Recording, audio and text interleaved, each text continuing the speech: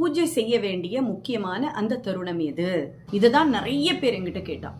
அப்படின்னா அவருடைய பிறந்த நாளை நம்ம கொண்டாடுறோம். கண்டிப்பாக அது சூரிய அஸ்தமனத்திற்கு பிறகு கூடாது அப்படிங்கிறது தான் உண்மை.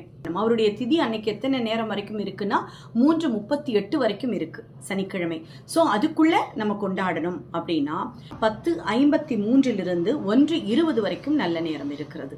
அந்த முகூர்த்த வேளையில அவருக்கான அர்ச்சனை, அபிஷேகம் பண்றது நான் பண்ணலாம், இல்லை அர்ச்சனை பண்ணிட்டு தாராளமா பாடல்கள் பாடிட்டு அவர் மேல அதெல்லாம் பண்ணிட்டு அஷ்டோத்திரம் சொல்லி, இல்லைன்னா நான் சொன்ன மாதிரி ஓம் கம் கணபதியே நமகா இந்த 108 தடவை அதை சொல்லிட்டு அர்ச்சனை பண்ணிட்டு ஒரு நைவேத்தியம் பண்ணா முடிஞ்சு போச்சு. அவ்வளவுதான்.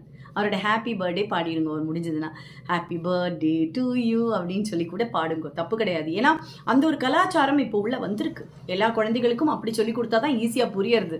விநாயகரோட பர்த்டே எப்போமான்னு கேட்டா தெரியாது, அவருக்கு ஹாப்பி பர்த்டே எப்போ கொண்டாடணும்னு கேட்டா சொல்லிடும். அந்த அளவுக்கு இருக்கு இப்போ. அதனால அந்த